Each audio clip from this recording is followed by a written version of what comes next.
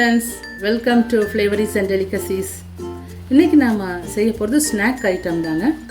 சாயந்தரம் குழந்தைங்கள்லாம் வந்தால் பசிக்குதுன்னு சொல்லிகிட்டே வருவாங்க. அப்போ அவங்களுக்கு கொடுக்கக்கூடிய ஒரு ஸ்நாக் தான் பண்ணுறேன். அதர்வைஸ் இது வந்து ஸ்கூலுக்கு கூட ஸ்நாக்காக கொடுத்து விடலாம்.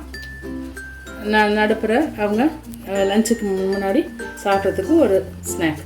இது வந்து இனிப்பு கொழுக்கட்டை. இது வந்து அரிசி மாவுங்க, பச்சரிசி மாவு. நான் வீட்லேயே அரைச்சது தான். இப்போ இது 2 கப்பில் போட்டாச்சு. இதுக்கு தேவையான உப்பு போட்டுக்கலாங்க. கொஞ்சம் எண்ணெய்ங்க, ஒரு டீஸ்பூன் எண்ணெய்.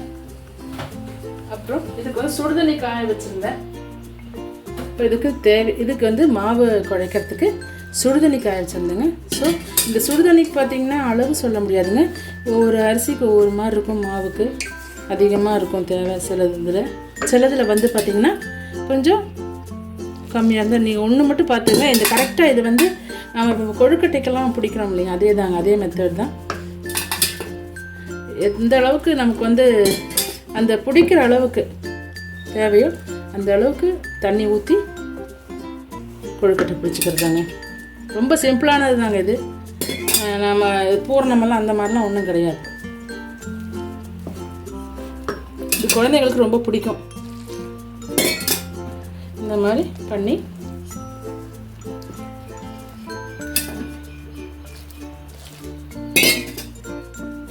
இந்த மாதிரி நல்லா குழைச்சிடலாங்க.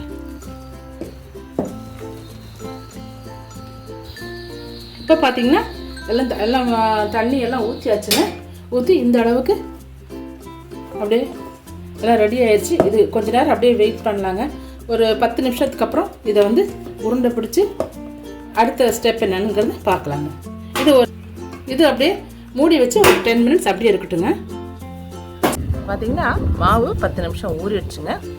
இனி வந்து இந்த மாதிரி நம்ம வந்து இப்படி ரவுண்டாக சின்ன உருண்டையாக செய்து வச்சிடலாங்க.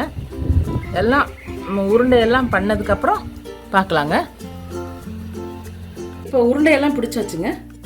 இது இப்போ நம்ம இட்லி பாத்திரத்தில் வச்சு வேக வைக்க போகிறோம். இந்த கொழுக்கட்டையெல்லாம் வேக வச்சதுக்கப்புறம் இது ஒரு 10 நிமிஷத்துலேயே வெந்துடும். சின்ன உருண்டை தானே. அதுக்கப்புறம் பார்க்கலாங்க. இப்போ வந்து பார்த்திங்கன்னா அந்த கொழுக்கட்டையெல்லாம் வெந்தாச்சுங்க. எல்லாம் வெந்தாச்சு. நம்ம வந்து கட் பண்ணி பார்த்தோம்னாலே வெந்திருக்கு. அதுவும் இல்லாமல் நல்லா பளபளன்னு இருக்குது. வெந்திருக்கும் கண்டிப்பாக. ஒரு 10 நிமிஷம் ஆச்சுங்க. இறக்கி வச்சிடலாங்க. வந்து ஒரு 1/2 டம்ளர் தண்ணி ஊற்றிருக்குங்க. இதில் ஒரு 1/2 டம்ளர் தண்ணி ஊற்றிருக்கேன். இப்போ அதில் வந்து கொஞ்சம் பொடி வெல்லம் போட்டுக்கலாங்க. நாட்டு சர்க்கரையோ இல்லை வெல்லமாக இருந்தால் அதை கொஞ்சம் அப்படியே துருவி விட்டு போடுங்க.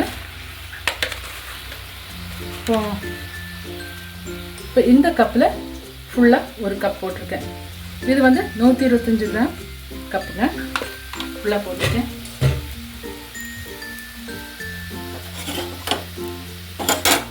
அது நல்லா கொதிக்கட்டுங்க. கொதித்து நல்லா ஓரளவுக்கு சுண்டி வரட்டுங்க. சுண்டினதுக்கப்புறம் அந்த கொழுக்கட்டை எடுத்து இதில் போட்டுக்கலாம். இப்போ இந்த கொழுக்கட்டையெல்லாம் நம்ம அப்படியே இந்த வெல்லம் கரைசலில் போட்டுக்கலாங்க. இந்த கரைசலில் போட்டு நல்லா அப்படியே புரட்டிக்கிட்டே இருக்கலாம். இது ஒரு 5 நிமிஷம் இதுலேருந்து வேகுங்க. அப்போ தான் அந்த ஓரளவுக்கு அந்த இனிப்பெல்லாம் அந்த கொழுக்கட்டைக்குள்ளே பிடிக்கும். இப்படி அதுக்கு ஓரளவுக்கு வத்தி வரணுங்க. இந்த இப்போ இவ்வளோ நிற்குது இல்லைங்களா, அந்த இது வெல்ல கரைசல் நல்லா வத்தி எல்லாம் ஒன்று சேர்ந்து வரணும். அது வரைக்கும் இது அடுப்பில் இருக்கட்டுங்க. இப்போ வந்து இது இன்னும் கொஞ்சம் கூட இந்த கரைசல் வத்தணுங்க. ஒரு நிமிஷம் தாங்க. அதுக்கப்புறம் இது கொஞ்சம் சேர்ந்த மாதிரி இருக்கும். அப்போவே கூட எடுக்கலாம். குழந்தைங்களுக்குலாம் ரொம்ப பிடிக்கும். அது தேன் கொழுக்கட்டைன்னு சொல்லுவாள் என்னுடைய பொண்ணு. அப்படி இல்லாமல் ஆச்சுங்க.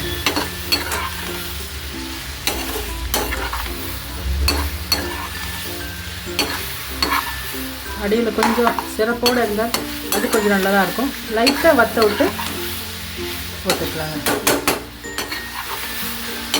அவ்வளோதாங்க. இப்போ வந்து நம்ம பிளேட்டில் சர்வ் பண்ணிடலாங்க. இது இப்போ பார்த்திங்கன்னா குழந்தைங்களுக்கும் ஸ்நாக்ஸாக ரொம்ப பிடிக்கும் அவங்களுக்கு. இந்த மாதிரி அவங்களுக்கு மிட் டைம் ஸ்கூலில் வந்து மிட் பிரேக்கில் இல்லாட்டி சாயந்தரமும் சாப்பிட்றதுக்கு ரொம்ப பிடிக்கும். நீங்களும் இதை ட்ரை பண்ணி பாருங்கள். ரொம்ப ஈஸியான ஒரு ஸ்நாக் ஐட்டம்ங்க. பிடிச்சிருந்தா இந்த ரெசிபி உங்களுக்கு லைக் பண்ணுங்கள், ஷேர் பண்ணுங்கள், கண்டிப்பாக சப்ஸ்கிரைபும் பண்ணுங்கள். தேங்க்யூ ஃபார் வாட்சிங். அடுத்த வீடியோவில் பார்க்கலாம்.